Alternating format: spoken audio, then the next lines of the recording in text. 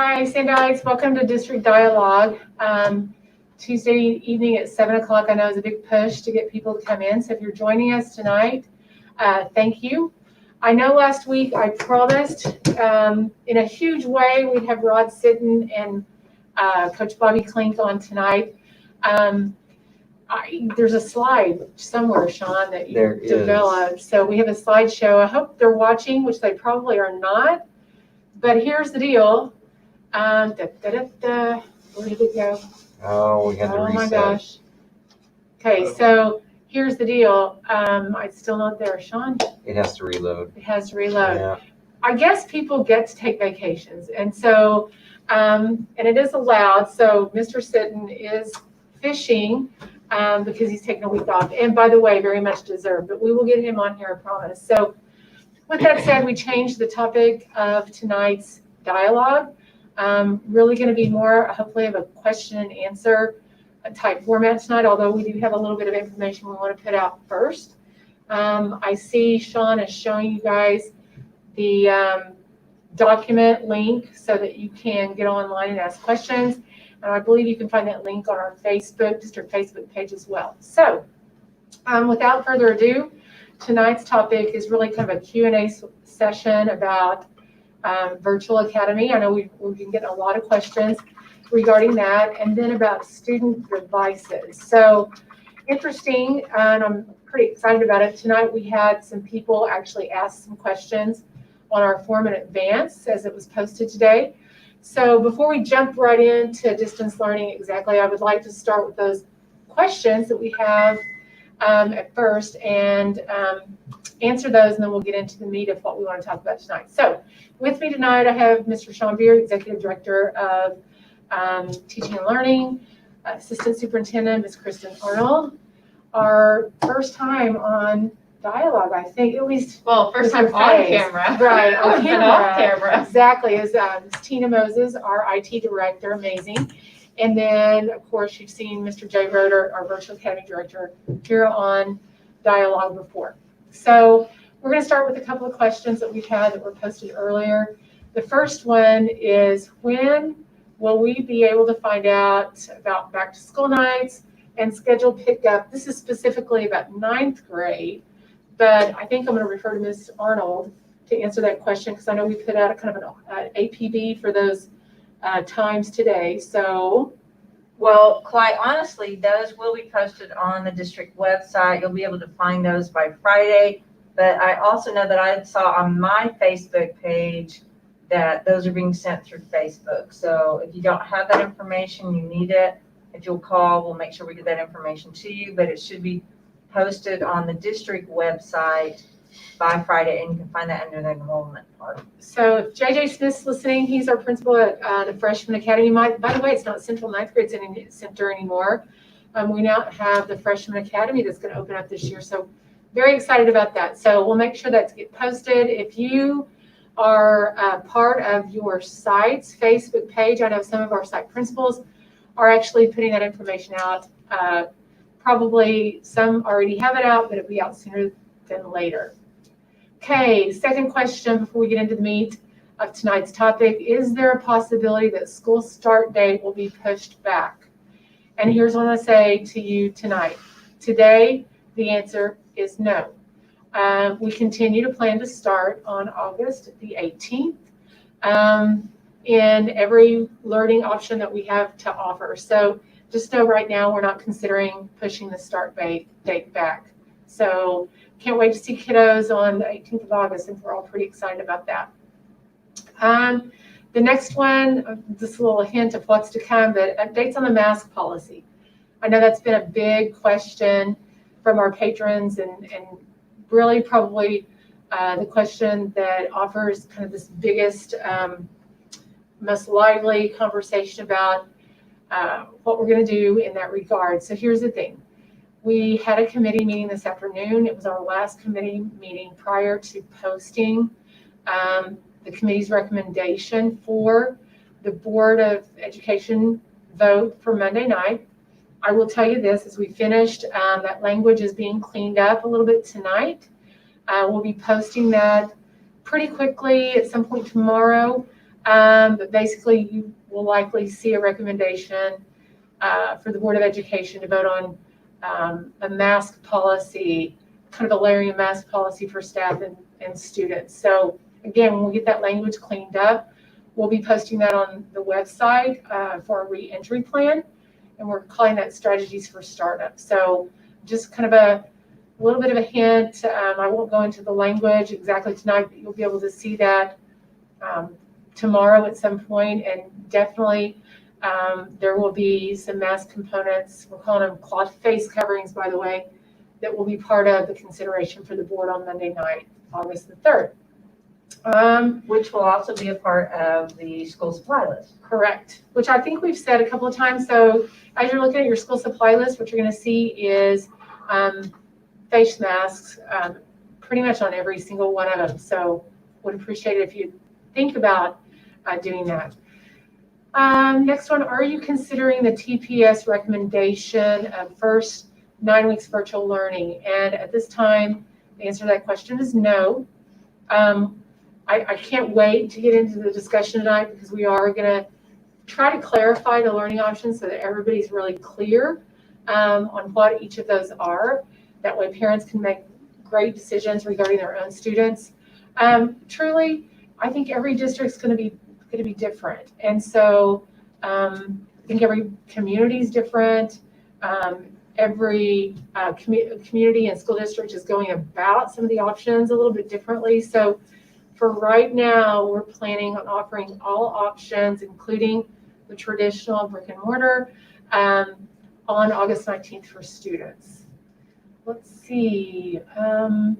Will the district be able to comment on the status of the draft for returning to school and any changes the traditional model might undergo? And I would just simply say, again, wait for the plan to come out in its entirety tomorrow.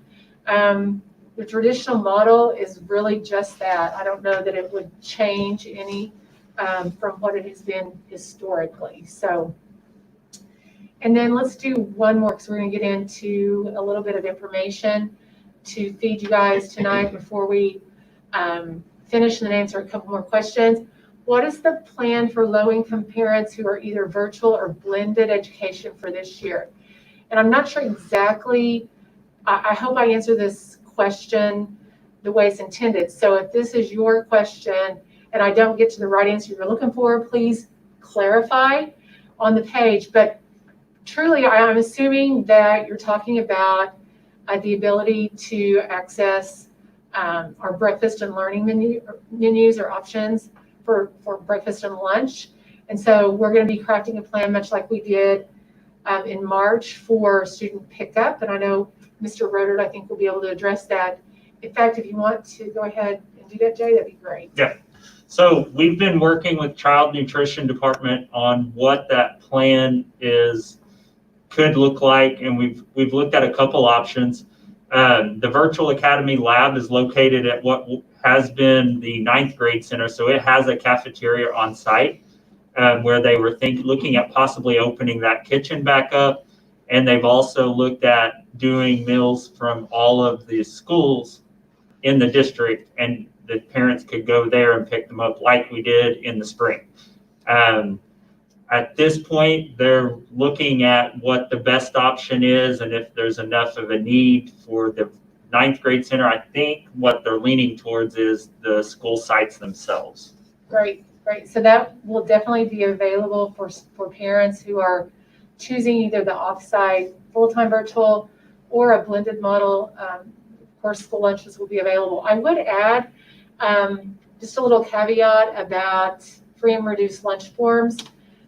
Laws have changed really as of a couple of years ago, and you have to fill out the form in the school year that you want to receive meals. And so I know it's a little tedious, but we'll be getting those free and reduced forms out for families to fill out. I believe they're already up. Oh, they're already out. I believe they were updated on Nice. the website last week. Okay, So they're up and available now. Fantastic. So on the district website, Yep. On the correct? child nutrition page, right up at the top, all the relevant links you need, including a fillable PDF if you want to fill it out online, or a downloadable PDF if you'd rather print and go analog and not do it on a digital platform, you can do that too. Okay, so Sean, do you mind taking us through, I think you have the district website pulled up, maybe?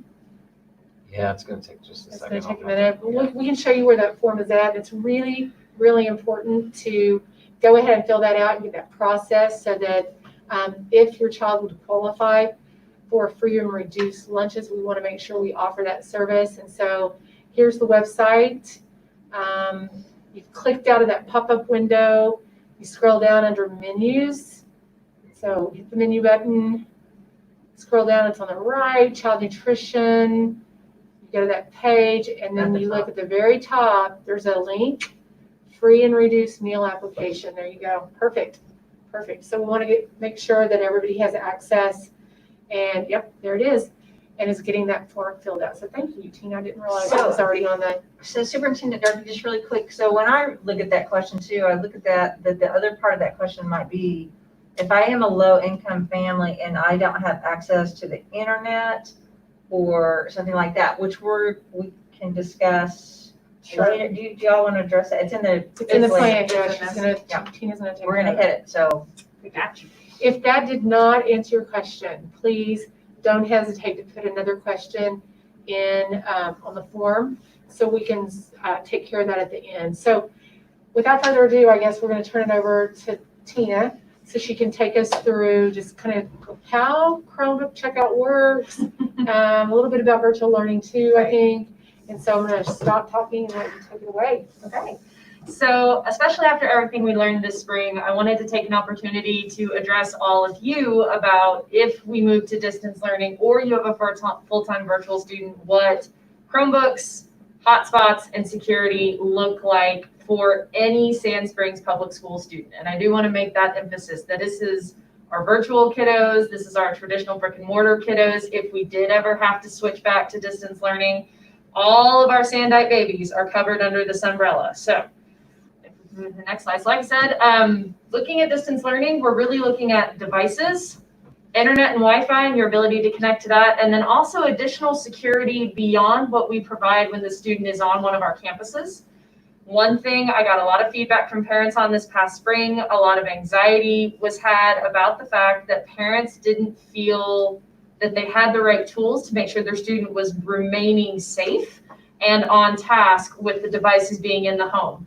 And I can just tell you, parents, our teachers struggle with that too when they're in the classroom. It's hard to manage a classroom full of kiddos on devices, just like it's hard at home when you think they're working and maybe they're on a website that they shouldn't be on and along those lines. So that's kind of the breakdown of what we're looking at. But the first question that I know is on everybody's minds right now are the devices themselves. So what we're looking at moving into this year is that we will be doing full one-to-one Chromebook checkout for 6th through 12th grade students. That will be a one-to-one take-home. So that means every single 6th through 12th grade student, regardless of what style of learning you choose, is going to have a device with a charger checked out to them that they will take home. Those will be checked out during scheduled pickup. And like we've already said, you'll be getting details about those times from your principals. I would say in the next day or two would probably be realistic because I think 9th grade starts next week. Yes. So Tina, let's clarify. So regardless if I'm brick and mortar, I'm coming to the traditional setting, Yes. and I'm coming to school, I'm still going to have a Chromebook Yes. that's assigned to me that will be much like carrying a backpack textbooks, Absolutely. right? So especially as we've moved to more and more online web-based platforms with our curriculum, really this Chromebook is the new textbook. So instead of having to carry a textbook for every subject, you've got a Chromebook that's going to get you to where you need to go for every subject. Sure. So regardless of if you're traditional, virtual, blended, if you are a 6th through 12th grade student, you will have a device checked out to you that goes home with you every day. And ideally, it's charged every night.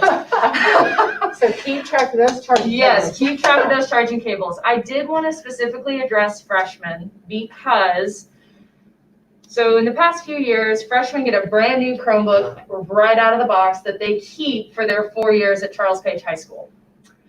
If you pay any attention whatsoever to electronics and where they're typically made, lead times on Chromebooks right now are tough. So I just want to prepare freshman parents that your student will be given a device next week. But as soon as we get the Chromebooks we actually ordered for them, which I'm being told won't be until October, we're going to make a swap. So they will still get their new device to keep for their 4 years at Charles Page High School, but we're going to start the year off with just a device because that's what we have until those new devices come in. So We're hoping that the lead time's a little bit less. I'm hoping. I've got every body part I can crossed. I hope they're under promising and maybe we'll over deliver. So that's the hope. But we Yes. also don't want to delay the process. Right. So And especially since our freshman teachers have been paperless for the last 2 years, I don't want to pull them backwards on their momentum. So your child will have a device. It will just not be the one they keep all 4 years. But when that time comes around, I'm going to work really closely with Mr. Smith and we'll make sure everybody knows what's going on. No guesswork or questions, or avoiding that as much as I can. And then yes. Tina, what about that parent that's saying, oh, I don't need to know when the pickup is because I still have mine from earlier? Okay. If you still have a device in your possession that you were given this past spring, the principals at your sites, if they have not already, will be contacting you to bring those back because my team needs to sanitize them and do any base level repairs for them. So if you still have a Sand Springs Public Schools device and you are a secondary student, you should have already heard from your principal. If you're a elementary student, you will be hearing from your principal in the next week or two. The plan right now is that those devices will be checked in during the back to school nights because the elementary plan for devices looks a little bit different. Obviously, our elementary babies developmentally are in a different place. So for elementary Chromebooks, we will be assigning Chromebooks to every 3rd through 5th grade student so that they have one device that they're using every day and we're not sharing devices within the classroom. And the reason I say assign is because part of the idea behind this is we will assign these Chromebooks to each individual student, but they'll stay at the school site for charging, for maintenance, for repair, unless we have to switch to a full distance learning as a district. So your child will have the same device that they use each day, and it will be pre-earmarked for them that if we have to flip to distance learning, that device would then go home with your student. It's the same one they've used every day. So we won't be checking out at the beginning of the year for take home, but we have everything in place to where if we do have to switch, we know what device is going to go home with that student for every 3rd through 5th grade kiddo. So we're shifting a little bit more independent. I've got to keep up with my device at 6th grade. Yes. So trying to bridge into the older student carries a little bit more responsibility and carrying my Chromebook home and bringing the Chromebook back to school. Yes. So like I said, looks a little bit different. We're also working to get enough devices to be able to do that with K through 2 students as well. But again, those pesky order times, they're shooting me in the foot. But we are working towards that as well. So what if I'm a virtual academy student? Okay. So if you are a virtual academy student, meaning all of your coursework is delivered online, regardless of what grade you're in, you will have a Chromebook, a take-home Chromebook issued to you as part of the beginning of your process through J and the virtual academy. How do I get that? Right now, we're still nailing down that particular detail, but right now what we're looking at is we'll still check out the device from the school site the student would be at if they were attending in the traditional style, so that we're making sure we have enough Chromebooks for everyone that impacts. And when the principals are able to send that out, that'll be a piece that comes with that. So even if you're a full-time virtual student, if you would be at Pratt, you'll need to go to Pratt so we can check out a Pratt Chromebook to you for the year. This sounds really kind of like overwhelming, a lot of information. It does. It does. And truly, a lot of things that we're going to be talking about this year and just the year itself, because of the nature of a pandemic, is a little overwhelming. And there's no doubt, and we're working like crazy to get this all figured out. So bear with us, because I think that once you communicate to us what your choices are, then we are here to help you, walk you through those processes. So, and a lot of the parameters around the secondary students versus the elementary students was going back to feedback we've had from parents about some of those anxieties, because I talked to quite a few parents in April and May that really didn't want to have to mess with taking care of one of our devices if they didn't have to. And I fully understand that. You don't want to have to potentially replace a $300 Chromebook if you don't have to, and I So get what if that. I come and say, Mr. Roderick, my son really wants to be full-time virtual, but I have my own device at home. Can I do that? What we've been telling them is they can use their own device, but we're still going to check them out a device so that when they come to the lab, they can bring their school device that connects to our Wi-Fi instead of using the guest Wi-Fi. Fantastic. And the added benefit that they have by using our device is that they're also a little bit more secure because we're able to Yes. apply security measures to our Chromebooks. Yes, Very good. absolutely. Very good. So the next thing that we're going to talk about is a little bit about the Chromebook Insurance Agreement and how that works, because right now the only people with experience for that are incoming sophomore and junior parents. They're the only ones that have had to do this. So I don't know that we necessarily have time to go into the link, but you will get a copy of this sent to you by your building principal, and or it'll be available for pickup at the scheduled pickup. The way this works is that you pay a one-time fee at the beginning of the year, which covers the insurance cost for your student's Chromebook. So for secondary students, the cost is $30 for the year. And the reason it used to be $25, we have increased it. And the reason for that is that the insurance policy now covers chargers as well, which I know I can't even hear it, but I know there are sophomore and junior parents throwing a party right now because I sold so many chargers mid-year. So it's $30 for the year. That covers all repairs to the Chromebook up to and including full replacement of that device. So a cracked screen, a broken keyboard, whatever the case may be, it's going to cover all cost of repair.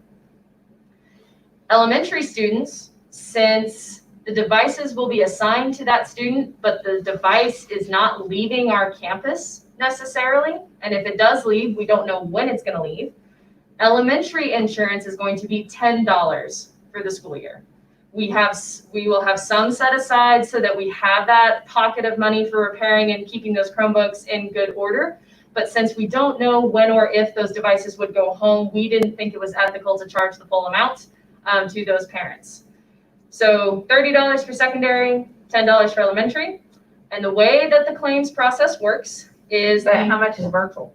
virtual is $30 because the device exits our campus, and that's really what the logic was behind that. If it walks away from me, it's $30 for the year.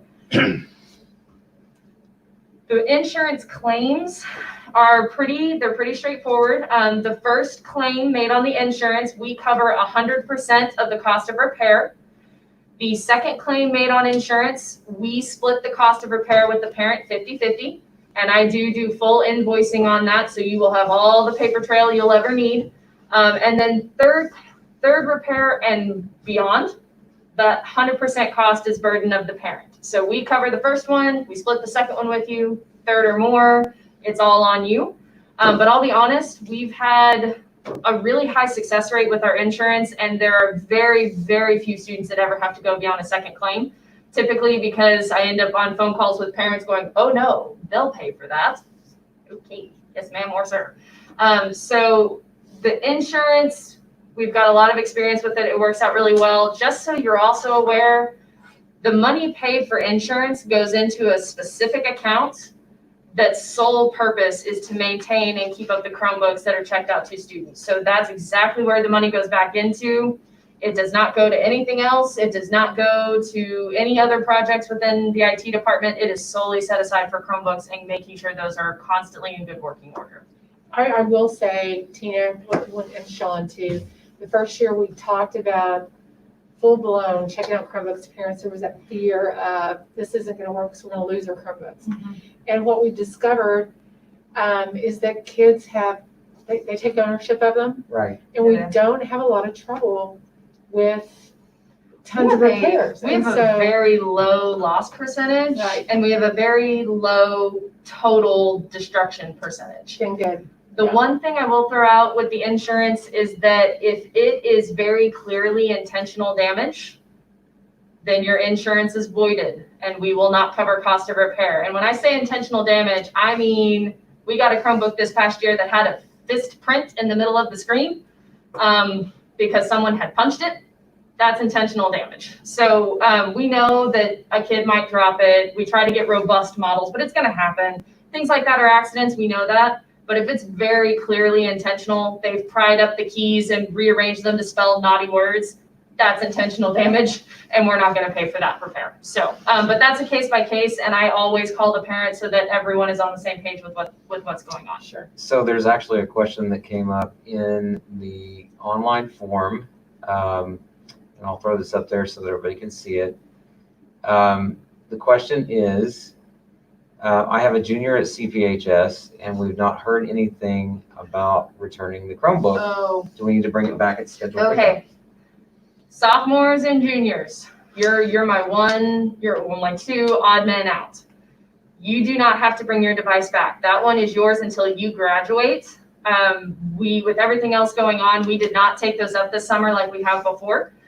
So when freshmen get their new Chromebook at the beginning of the year, we're not going to see it unless it gets turned in for a repair. They're going to keep them over the summers from this point forward. So if you're a sophomore or a junior, no, you do not need to bring that back. That is yours until you walk across that stage in the goofy hat. I like the hats. They don't let me They're wear just- them. they're at just graduation. awkward. You know, They're the so platform. awkward. I don't know. It's weird. I like it. I was wishing I had one at graduation this year to protect my head. Tonight, Tina, but I guess I'm not going to do that now. Okay, so the next piece of this is internet and Wi-Fi. If you have much experience with a Chromebook, then you know that if there's no Wi-Fi, it's a really pretty paperweight, and that's it.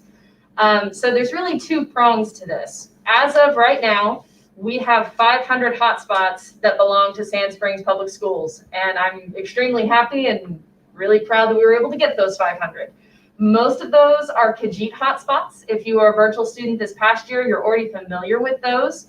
They are a hotspot that we're able to control security on, as well as give a data cap. So just full disclosure, there's a data cap. And so they have enough data to do the schoolwork, and that's it. So can I watch movies on Netflix with my hotspot? Nope, there is not enough data for you to stream that. Okay. What if I do it? How would you know? So since we have a full management console for those, we see the entire internet history for anything that's ever accessed on that hotspot.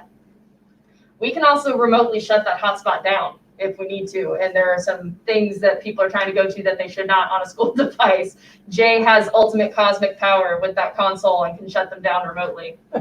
And cosmic power. Yeah, This And is like a mentally. genie. it does. It is pretty magical. I mean, I can report it stolen, and next time But it you don't have hits, anybody, right? Didn't it like that? I don't have any, I don't have any of that. We do also have some T-Mobile hotspots that are a bit more robust, which we're kind of earmarking for some of our families that may have more than one student that's trying to work, because those Khajiit hotspots are great, but they're really a one-to-one kind of ratio. So we also have some T-Mobile hotspots that are a bit more robust for some of those multi-student families that might need that additional help. I will say, we know a whole lot of families in Sand Springs have access to the internet. And so if you have access to the internet, you're really going to want to utilize your home access for your student. It's just going to, I think, provide probably a greater degree of what you're going to want to do. And so really looking at the Khajiit hotspots for those families that really do have a specific need. Yes, so it is, the hotspots and checking those out really is a needs-based process. And in terms of the virtual students, that is something that Jay manages, like I've already said, and it is needs-based. So if you have home internet, we're likely not going to check out a hotspot to you. And it's not because we don't want to, it's because we have to make sure that those are set aside for those families that they don't have internet in any other way. Correct. The other thing I put up here, and I know that this has been on our website for a little bit, but I just wanted to remind everyone that both Cox Communications and AT&T are offering specials specifically aimed at families with K-12 students for internet at a reduced cost. Both Cox and AT&T offer this all the time, especially Cox. They offer this all the time, but they're really making a big push to try to get as many families signed up as they can. The Connect to Complete is a program that does the first 2 months of internet free, and then after that it's $10 a month, and it is capped at that. It won't go any higher, but the cutoff date to apply for that is September 30th, 2020. And if you are not registered before that, you are no longer eligible for the 2 months free at the beginning of that contract. AT&T has a similar program that they offer, like I said, all the time, but they're making a big push right now to make sure everybody knows about it. So those 2 links are also on our district page under the parent FAQs. So you have full access to those to go check it out and see if that might be something that works for your family and your situation. Fantastic. Okay, and I know I ramble way too much. Okay, so the last 2 things I'm going to talk about are security and making sure that our students are safe when they're online. So as a district, we pay for the securely web filter that applies specifically to our Chromebooks, our district Chromebooks. It does not, so if your student is signed into their Sandite account on your personal home computer, this filter is not going to apply. It is Chromebook specific, so it's student device that we own specific.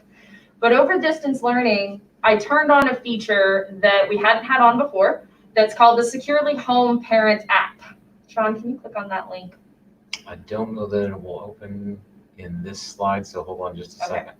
Let me make it visible. So what he's opening up is just a quick visual to show you a little bit about how this works. I know I've talked to a lot of elementary parents and middle school parents over the course of this year that had a lot of concerns about helping to keep their students on the right track when they're on the internet at home. And since we pay for the licensing for securely on our school devices when their students are here, we have access to this and can make it available to you for free. So this is the Securely Home app. And what this does is it takes the security filters I've already put in place, and then it gives you as the parent additional features that you can add to that security when your student is at home with their device. So you can't undo what I've done, but you can add to it. So some of those features include what you're looking at right here, which is a constant live activity feed, which you can access when your student's at school, just saying. And it gives you a live, up-to-date, to-the-minute accounting of exactly what your student is looking at any given time when they're logged onto a school device. Just as you're looking at this, you'll notice that that second option is highlighted in red and it says blocked. That means that the student attempted to go to that site but was blocked by the filter. But this just gives you as a parent better tools to help engage your student in that conversation about how they're spending their time online and whether or not it's appropriate. And so we're using that app here in school, Mhm. and we have the ability to see that here at school, but it's just an additional kind of protection, really, Yes. for students, for you as well. So Yes. I love that. Some of the other features that it allows you as the parent to do, again, when that device is in your home, is you can turn off the internet to that device once it crosses the threshold into your house. So if you've got a kiddo that is staying up too late watching YouTube videos, you can turn off the internet. It has all the same filters for what we call our bad word list, which are anything from illicit or inappropriate words to self-harm words to bullying words that are set up to where if that word is used, it sets off a trigger that lets not only the administrator know, but also in this case, you as the parent know that your student has been searching for those words on that school device. So this really, it takes the security we already have and it gives you, the parent, a little additional control when that student is at home. Very good. So it's free for you to download. At the bottom of this are the contacts for Securely support, because since it is an app that they run, I have zero control if something goes wrong with it.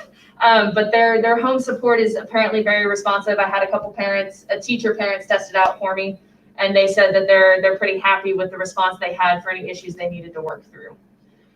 So that is the main new piece that applies to you as the parent. But I also saw as before we got started that there was a question about teachers being able to monitor students working on the Chromebooks even when they're remote. And that happens to be what my last slide is. I don't know where that pushed. There it is. So with online learning, will teachers be able to see all of the children and then see the teacher on their respective devices? And if not, why not? There's software that can do that. Yes, there is, and we have it. So the last slide and the last thing I'm going to talk about is Netapp Vision for Chromebook, which is a management software that we purchased this past year and launched in January, which ended up being very fortuitous for our secondary students. That's a big word. It is. It's an SAT word. Oh, there you go. But this is something that we launched in January that our teachers have access to when our students are on student Chromebooks. So again, this is another reason why, even if you have a home device that you would like to use, we encourage you to use a Sand Springs issued device, because since this is a license we pay for, I can't push it to a personal device, but I can push it to one that we manage. So Netapp Vision is a classroom management tool for a one-to-one environment or a device-rich environment that allows teachers to monitor and manage what students are doing when they're on their Chromebooks. They have everything from monitoring screens, which is that top left image, and those thumbnails represent the different student screens that teachers are able to see. Teachers can share their screen with their student if they need to demonstrate something. Teachers can block websites or screens. So if there's websites that they don't want students to go to, they can block those, or teachers can create a list of approved websites and push that out, and students can't go anywhere but those approved websites. They can refocus attention, which is that middle bottom image that you see, if maybe they're noticing that students are not on task. And then they can also, like I already addressed, they can add to that web filtering if they know that students have found a workaround for a website that our filter didn't catch. Teachers can add that and make sure that students stay on task. And then also, since we're a Google Suite for Education district, Netapp Vision fully integrates with Google Classroom. So it's really easy on our teachers. They don't have to roster, they don't have to install. They just hook their Google Classroom up to this program, and they have access to their students when their students are logged in. Fantastic. So I don't want to go into great detail, but I will say this. You got to commend Sean and Jay and Tina. We just came off of a couple of days of pretty robust professional development for our teachers, and had almost 100% participation from our teaching staff last Tuesday and Wednesday, I believe. Mm-hmm. Yes. And you guys did a wonderful job providing support, which will continue, by the way, even in a flipped distance Yes. learning will continue from this staff who does an amazing job. So let's go to some questions. Can a student choose virtual learning for the fall semester and switch to traditional in the spring? So, Mr. Roeder? Yes, so we've been doing this for a long time, and that's one of the things that we've always done, is that we've let kids switch when they need to switch. And we base it on what's best for the kid. So if a student is struggling in virtual and it's not for them, then we're going to do everything we can to get them back in the classroom as fast as we can. We try to wait for those convenient times where it's not going to hurt anybody. And so there's certain time periods we'll try not to do it, like the last couple of weeks of the semester, but definitely at the change in semesters, we will allow that to happen. Fantastic. I saw another mass question. I'm going to slip that one in, Sean, if you don't mind. It was about face shields. What are thoughts on face shields, especially for younger age children? Very brief, because the content needs to be the content tonight. But you'll see when you see the draft recommendation that came out of committee today, a lot of leniency for students in pre-K through grade 3. The thought process, there's a lot of thought process behind that, but truly it's about the likelihood of students at a younger age to spread or contract the virus. And so the idea is we understand that there's content that the younger students need to be privy to that is better served unmasked. And so you'll see that as a lot of leniency for kiddos in a classroom that are pre-K through grade 3. So I hope that helps. So back to virtual. What does virtual learning look like for kindergarten, Mr. Roeder? All right, so virtual learning for kindergarten, we have a pretty good system in place we're pretty proud of with our elementary students, where our teachers are creating their learning plans as they go. So for a kindergarten student, we're going to utilize Calvert Learning, which is our base curriculum we use for all K through 5 students. And we love this because it's a good blend of online with paper pencil. It gives them the chance to do some projects. I mean, it's really engaging and it's a lot of fun just to go through. And in addition to that, we're going to mix in some other things that we have access to exact path and things that the kids need for intervention to help, especially as we move through the year and find some gaps in their learning and fill in. We have IXL, we have Study Island, we even go out to Khan Academy. So the kids are going to be on the devices, but with Calvert, they're also going to have a lot to do that's paper, pencil, working through math problems and stuff on writing them out. So they're not always looking at a screen. I think, Jay, what makes Sand Springs a little bit more special is the connection to a teacher that we really try hard to keep, and making sure that we're guiding the learning plan versus I'm just kind of on my own. Right. And I can't stress that enough. It's really important, I think, to stay connected, especially if you have a person that might want to switch back to traditional in the spring semester, then you still have that connection for sure. Okay, how about? Can I just have Jay share, I'm sorry. We have a lot of questions. I know, just really quickly, the hours that you're open now, because I'm sure most people on here are just thinking Absolutely. just during school. You bet. So the virtual academy will open up at 7:20 every morning, which is when our elementary schools open. And on Monday, we're going to have teachers in the lab until 5:30. Tuesday through Thursday, we're going to open from 7:20 and stay open until 6:30. And then Friday is early release day, so our teachers go back to their schools, the other school sites, and meet with the teachers teaching the grade levels in the in-school classes. So we are open from 7:20 to 4 o'clock. So we have about 10 to 11 hours where we are in the virtual lab and helping students, either in person or through Google Meets. Okay, very good. I have a 5th grader at Garfield, and I am understanding that he will be assigned a Chromebook. However, if he is not a full virtual student, he will not be able to bring the Chromebook home. That's Miss Tina. So I think I also saw that part of that question mentioned that he might be a blended student. Blended students are a little bit different. So since with elementary blended in particular, a large portion of the classwork that is academic would be online, blended students would be taking their Chromebook home. That idea of assigning the Chromebooks but staying in the classroom is really just for our traditional students going into this year so that we know what device is assigned to them should we have to do distance learning.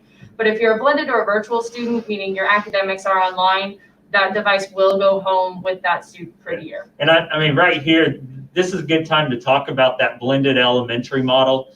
The blended model for elementary allows the students to go to the school site for their resource classes. So we're talking choir, PE, at Garfield in particular, they have STEAM.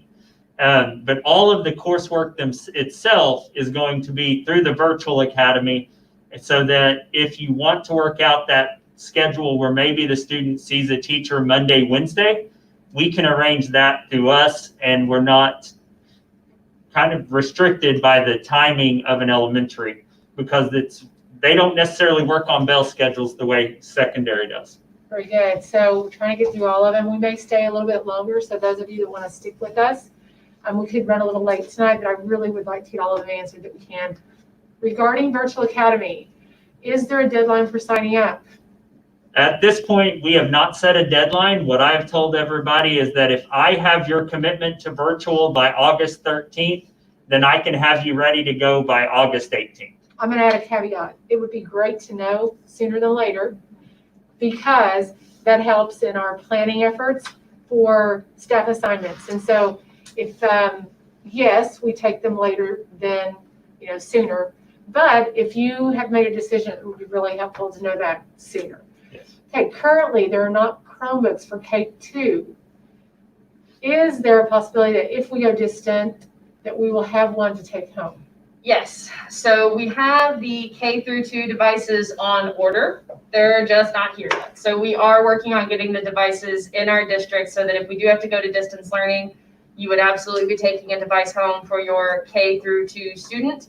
And that's, like I said, I'm crossing every body part I have that they get here sooner rather than later. There was a vendor today, and we have a little bit more hope that maybe we're going to Yes. get a supply in a little bit sooner than later. Yes. So I'm still, I'm that Pollyanna of the group Yes. that has that Optimism. positive. Okay, for 6th through 12th grade, are Chromebooks supposed to stay home for the year or brought back and forth to school each day? Good Sean? question. So 6th through 12th grade Chromebooks, the design is that they go back and forth to the school site every day, because our teachers have put in a lot of time into making sure that they are integrating technology into their classes, not just because of distance learning, but just because that's really where best practice is starting to lean. And because we don't really do paper textbooks so much anymore. They're accessing that online. So truly, that Chromebook is their textbook for all intents and purposes, and it will need to go back and forth every day.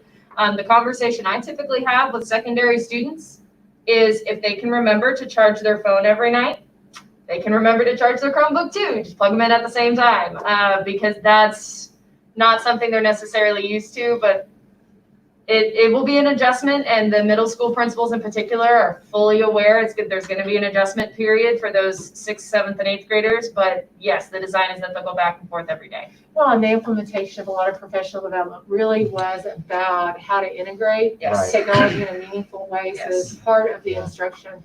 A greater deal of our curriculum, like Ms. Moses said, is digital. And as kids leave us and go to Tulsa Tech, if they go to TCC or if they go to OU, OSU, whatever college they're headed to, after they graduate, they're going to be expected to perform at the same level online on another platform like Blackboard as they do with Google Classroom. Even conversion to the work environment and a job, it's such a critical skill for sure. So bring that back and forth And every it day. weighs a lot less than 6 textbooks. I don't know. That Yeah, does. just with you on. Actually, a lot less than one Hey, textbook. Sean, go back to the sheet. Can we look at, because I thought I saw a question that maybe, look at number 15. It said, how often, if at all, students are required to meet face-to-face with teachers? And is there a deadline? That may have been part of the question that you had before. But let's talk about how often, if at all, are students required to meet face-to-face with teachers? And Jay, I think you can take that in a full-time virtual, because I know we like to get them in. Yeah, There's so if a student is completing classes through the virtual academy, we require at least a once per week weekly check-in. Now, that can be done through a face-to-face meeting in our lab with our teachers. You can email the teacher and they set up a Google Meet. I mean, it looks different for each student. Worst case scenario, we do a pre-recorded video and we email it to you, and then we go back and forth that way. We understand some of you have jobs where you can't take a break, the student can't get away.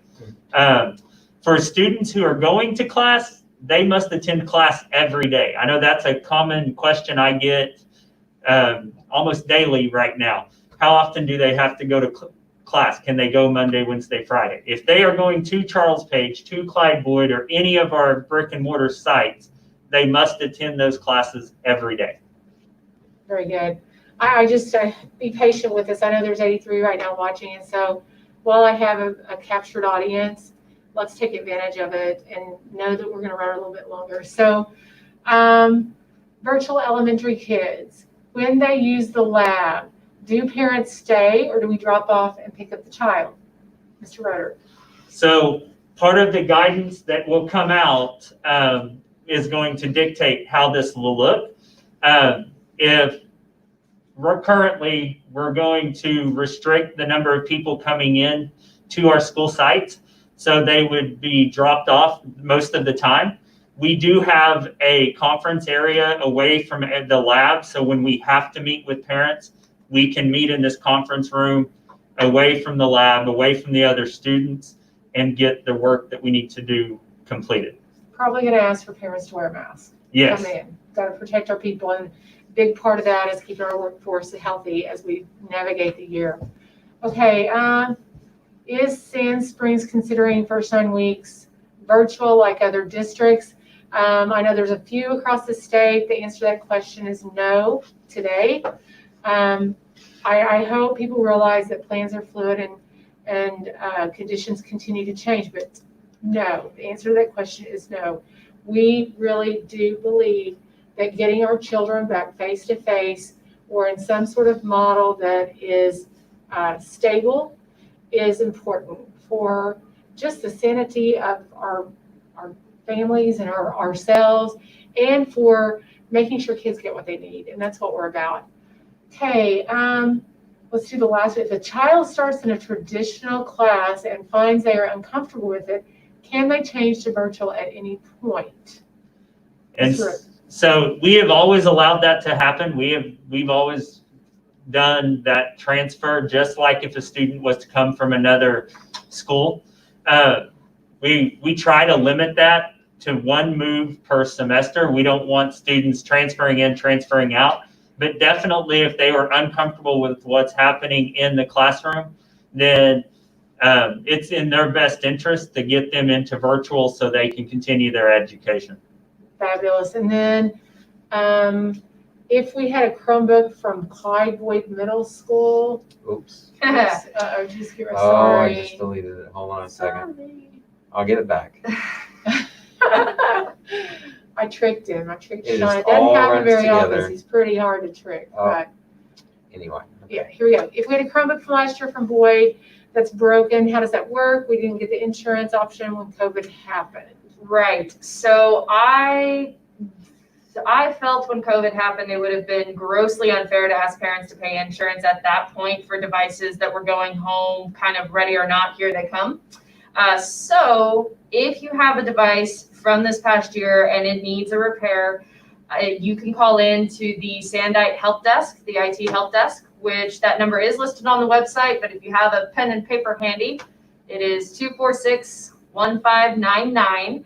And you can set up a time to drop off that Chromebook with a member of the IT department. It will likely be our help desk tech because she's the one that's going to be taking that ticket.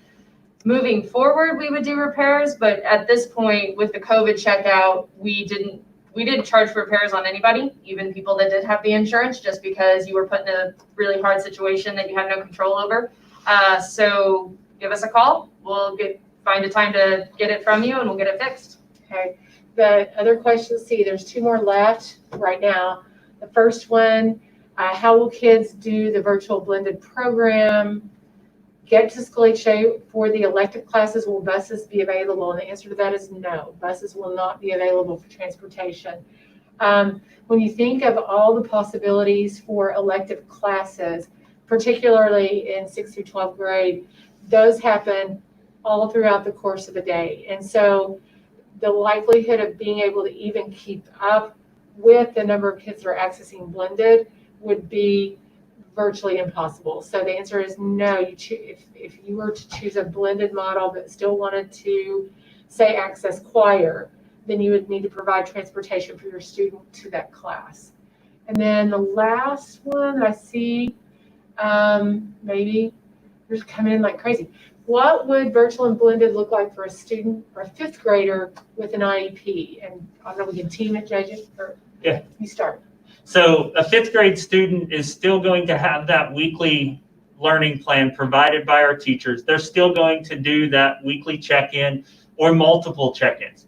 We've had a lot of success with a minimum of 1, but recommended 2 for our elementary students. Now, for the IEP piece, that all looks different. We have to get with our special ed teachers, find out some different information, and based on what they tell us, we as a team build that plan to start out, and then we provide new accommodations as necessary. Okay. Help me out here. Okay, will school lunch choices and ways the cafeteria works, such as lunch lines and salad bar options or options they take, be the same as years before or different this year?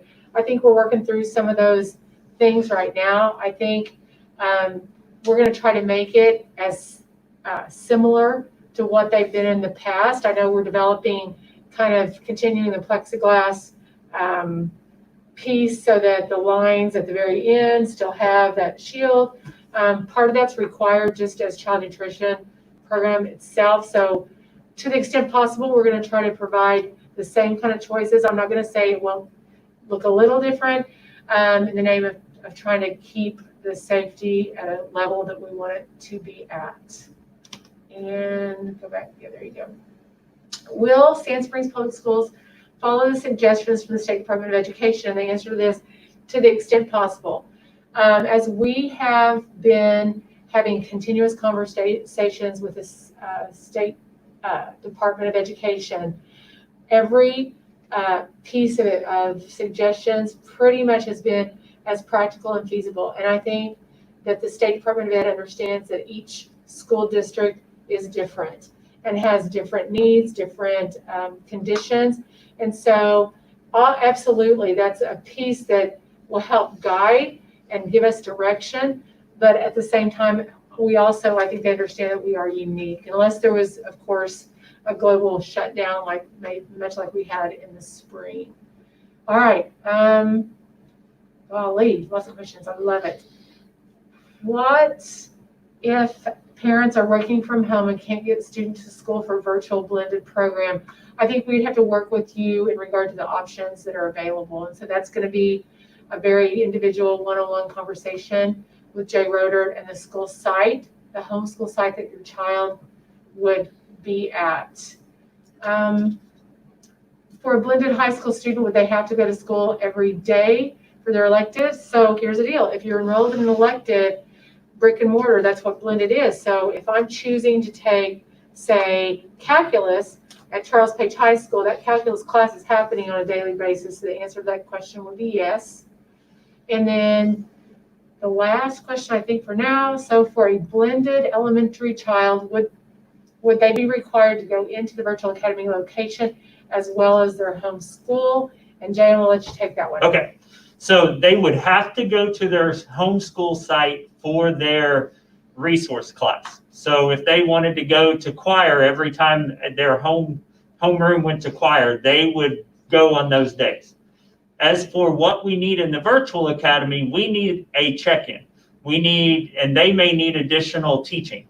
So that can be through a Google Meet. All of our virtual academy students are in a Google Classroom, and we show the kids and the parents, if they need it, how to get into a Google Meet with their teacher from within Google Classroom. It is really about one click. And so if a student couldn't get to both places, we're going to say, go to the school site for your resource, do your check-ins and any teaching assistance you need through virtual using Google Meet from your house.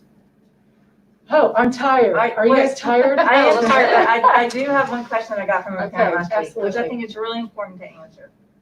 So in our world, we speak a lot of lingo, but I'm going to say it like this. So if I was going with another virtual platform, meaning I wasn't at this point enrolled in Sand Springs Virtual School, can I do a blended model where my child could go to Charles Page High School for band, or to PE at elementary school, or what? All the options that we have is that.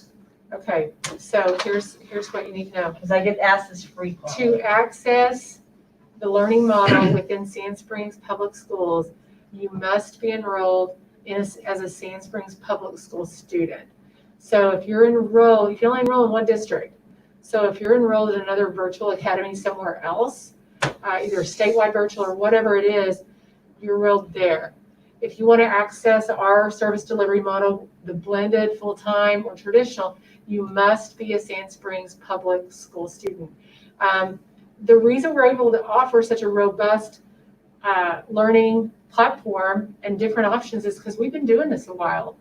That is the honest truth since 2011. And so I have to say that we're answering these questions on the fly, fluidly, as they're coming in. And I don't think we left one on the table tonight because we've been playing this game for a long time. And so it's coming as second nature to us. And there are definitely some benefits, regardless of where you go to school at. There's some benefits, I believe, in staying in your district school to access virtual options. And I would say that if I had a Broken Arrow student's family listening tonight, it would be probably advantageous to you to stay Broken Arrow and enroll in their virtual program, just like for Sand Springs Public Schools district students to stay enrolled in Sand Springs Public Schools and access one of our models because we think we do it really well. But if I wanted to transfer into our district and do our virtual platform, just know that you can transfer into our virtual school also. I think you guys kept us busy tonight. I I know, really that's appreciate it. fast, So yeah. we did push it to 8 o'clock purposely because we wanted to get those questions answered. I'm hoping at some point we have a couple of people out next week on vacation. I included I have a wedding to go. My daughter's getting married. I know that's kind of a personal nugget, but nonetheless, we're going to try to figure out a time where we can actually do dialogue to talk about our reentry plan after the Board of Education meets next week. That particular meeting will also be live streamed on our Sandot Learning YouTube channel. So you can definitely plug in and do that. We love your questions. We love this platform to be able to answer those, and we love your students. Any one of us and a lot of other people on our team can answer many more questions that I know you probably have, but it is 8 o'clock. We're 15 minutes over, and I just want to say thank you to these folks who endure every Tuesday night at 7 and who have spent the time a little bit extra tonight to take the time to answer some questions. So thank you, thank you, thank you, and thank you for joining us. We'll see you next week.